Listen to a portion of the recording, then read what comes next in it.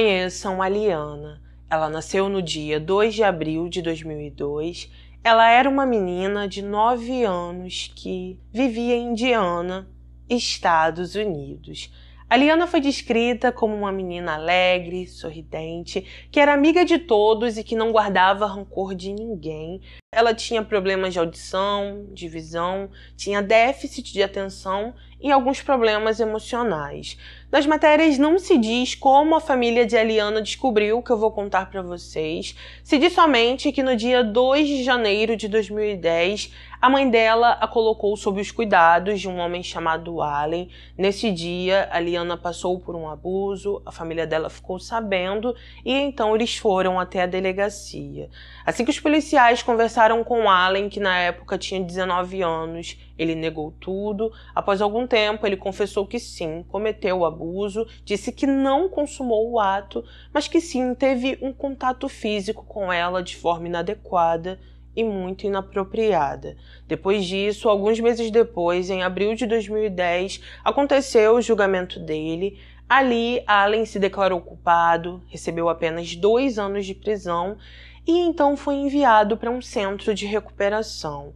Alguns meses depois, em outubro de 2010, ele participou de uma briga dentro desse centro de recuperação. Por causa disso, ele acabou sendo enviado para a prisão e ali ele ficou até terminar sua sentença. Algum tempo depois, que mais uma vez não foi descrito nas matérias, a Liana se mudou com suas 2 irmãs mais novas, com sua mãe Tara e com seu padrasto para um parque de trailers onde o avô dela morava. Parece que nessa época o avô dela, que tinha 66 anos, estava doente, estava com muitos problemas respiratórios e por isso Tara decidiu se mudar com toda a família para esse local porque ela queria cuidar do pai. O que acontece é que o avô de Liana já tinha sido preso em 2006 devido a alguns abusos que cometeu com menores. Ele ficou preso por um tempo, fez algumas amizades e depois disso, assim que ele ficou livre, se mudou para esse parque de trailers, onde não só ele, mas outros homens que também já tinham sido presos e também já tinham cometido abusos moravam. Assim que Tara começou a morar ali com as filhas, ela teve uma conversa com o pai, perguntou se ela precisava se preocupar, ele disse que não e assegurou que suas netas estavam a salvo. Ainda nessa época, o avô de Liana morava com um homem chamado Michael. Assim como ele, esse homem também já tinha sido preso e também já tinha sido indiciado por abuso. Parece que os dois se conheceram um tempo antes através de um amigo em comum. Assim que se conheceram, Michael começou a viver no trailer junto com o avô de Liana. Parece que ele também ajudava nos cuidados com o avô da menina, também se aproximou de toda a família dele, era próximo de Tara, das meninas, e ficou cuidando do avô de Liana até que ele faleceu no dia 3 de dezembro de 2011. Após o falecimento do avô de Liana, ele continuou morando naquele trailer, continuou tendo contato com a família daquele homem, e como eu falei para vocês, aparentemente todos se davam bem e as meninas também gostavam muito dele. Sobre Michael, desde 1992 ele tinha antecedentes criminais, cometeu crimes na Flórida e na Carolina do Norte, tinha condenações nesses locais por invasão, agressão e uma condenação em Indiana por falsificação. No ano 2000, ele foi acusado de agredir um homem. Após isso, Michael foi preso, porém, logo após, ele recebeu liberdade condicional, porém ele não cumpriu os termos dessa liberdade. Ele, em momento algum, se reportou a seu oficial de condicional, não cumpriu suas horas de serviço comunitário e também não completou um curso de controle de raiva. Ele foi relatado como fugitivo no dia 29 de junho de 2000 e então um mandado de prisão foi emitido. Anos depois, em 2010, Michael ficou morando na casa de um amigo e também nessa casa morava a filha desse amigo. Essa menina na época tinha 13 anos, mas as matérias infelizmente não se aprofundam nessa parte da história. Se diz apenas que Michael começou a ligar com muita frequência para essa adolescente, que ele enviava inúmeras mensagens de texto e fotos com conteúdo inapropriado, até o momento que ele foi descoberto. Após isso, ele foi denunciado pela família da menina. Uma petição foi apresentada contra ele em novembro de 2010. Ainda em novembro de 2010, essa petição foi indeferida pelo juiz. O juiz disse que o pedido que foi feito não atendeu aos requisitos para que aquela adolescente tivesse uma ordem de afastamento contra ele. Enfim, voltando para 2011, alguns dias após o pai de Tara falecer, ela pegou um resfriado. Por causa disso, ela entrou em contato com Michael, perguntou se ele poderia cuidar de suas filhas. Ele aceitou e, por causa disso, a Liana e suas duas irmãs mais novas passaram mais ou menos 7 dias com aquele homem. No dia 22 de dezembro de 2011, a polícia foi notificada sobre o desaparecimento de Liana. Assim que conversaram com a família, eles contaram que ela estava sob os cuidados de Michael. Por causa disso, levaram para a delegacia e então ele passou por um interrogatório. Assim que Michael começou a falar com a polícia, ele disse que acordou por volta de 6 horas da manhã, no dia 22 de dezembro. Depois disso, ele foi até um posto de gasolina. Quando voltou para casa, trancou a porta, viu que as meninas ainda estavam dormindo, falou que a Liana estava dormindo em uma cadeira e, por causa disso, ele voltou para a cama e dormiu mais uma vez. Por volta de 10 horas da manhã, segundo ele, acordou, conversou com Tara por telefone. Assim que ele desligou o telefone, ele percebeu que a porta do trailer estava destrancada. Começou a andar por aquele trailer, procurou as meninas, porém só encontrou 2. Assim que conversou com as 2 irmãs de Liana, elas supostamente contaram para ele que a Liana tinha saído com a mãe pela manhã. Ele falou que acreditou nas meninas e por isso continuou em casa sem se preocupar. Algumas horas depois, por volta de 8h30 da noite, ele disse que entrou em contato com Tara, parece que eles 2 se encontraram. Depois disso, ele perguntou por Liana, a mãe não sabia, e quando eles perceberam que a menina tinha desaparecido, eles decidiram entrar em contato com a polícia. Ainda durante o interrogatório, Michael contou que na madrugada do dia 22, a Liana acordou no meio da madrugada, parece que ela teve alguns pesadelos. Assim que conversou com ele, ela pediu para ir para a casa da mãe. Michael falou que não tinha como, porque era 2h30 da manhã e que no dia seguinte ela iria se encontrar com Tara. Após escutar tudo o que aquele homem disse, a polícia não acreditou nele.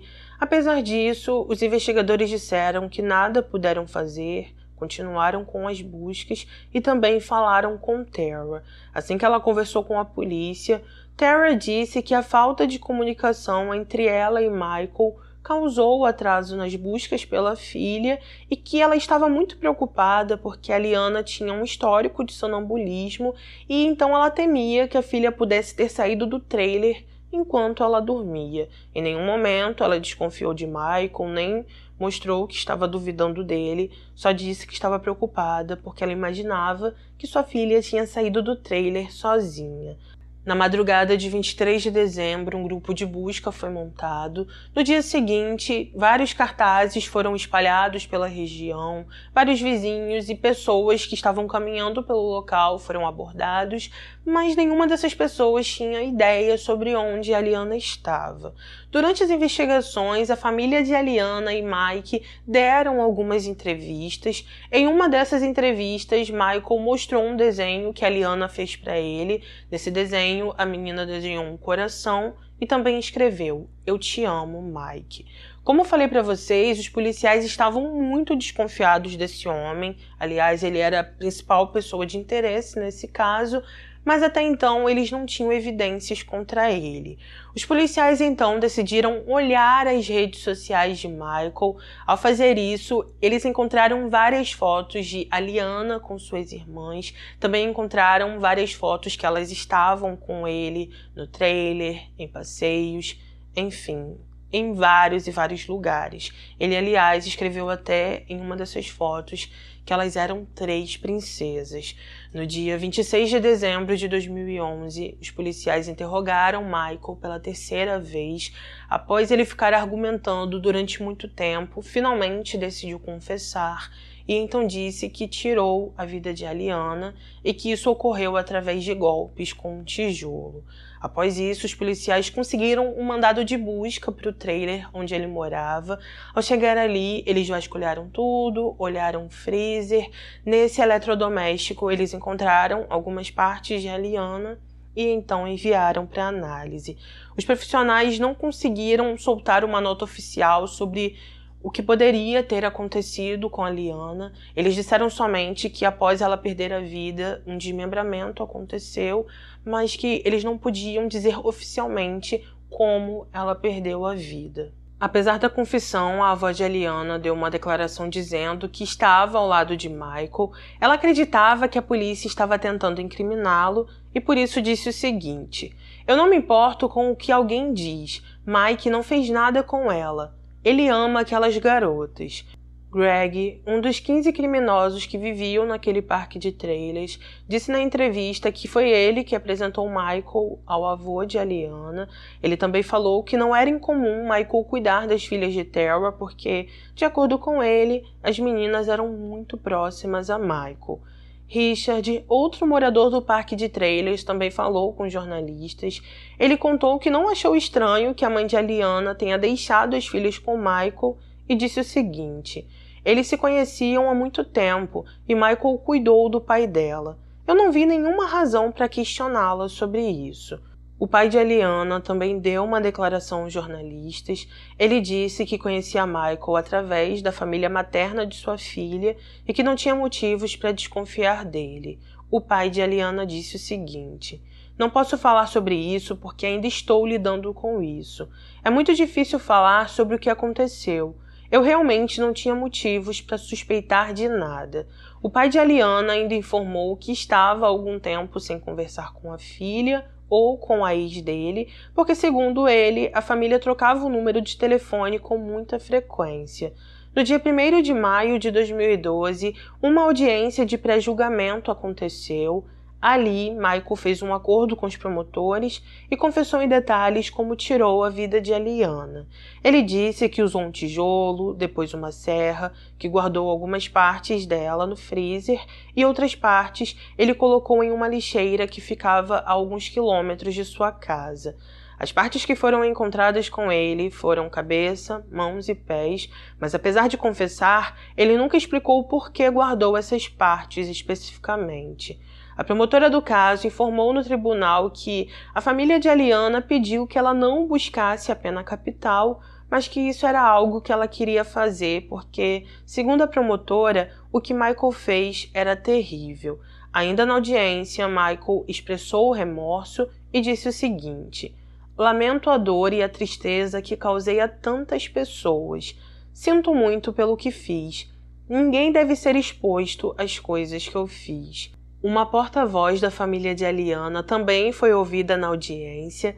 Ela disse a Michael que a família sofreu não apenas com o que ele fez, mas também com o julgamento de toda a comunidade. Essa mulher disse o seguinte: "Minha prima Tara será julgada para sempre. Você abriu uma fenda em Fort Wayne que espero que um dia possa ser curada." No julgamento de Michael, que aconteceu poucos meses depois, ele foi sentenciado a perpétua sem possibilidade de condicional, mais 68 anos.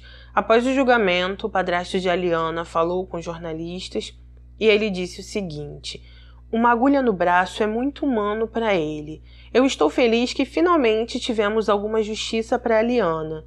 No final, isso nunca vai acabar, mas isso me dá alguma paz de espírito." Conforme falei com vocês anteriormente, Michael nunca contou por que tirou a vida de Aliana. Em muitos casos, os promotores especulam o porquê, até os investigadores especulam também, porém nas matérias eu não vi nenhum deles falando nada a respeito disso. Dizia somente que Michael nunca contou por que fez aquilo. Outra coisa importante é que não encontrei nas matérias se os policiais chegaram a encontrar as outras partes que Michael disse que colocou em uma lixeira. Realmente, em nenhuma matéria falava nada sobre isso, e por isso não tenho essa informação para vocês, tá bom? Então é isso, gente. Esse foi o nosso caso de hoje.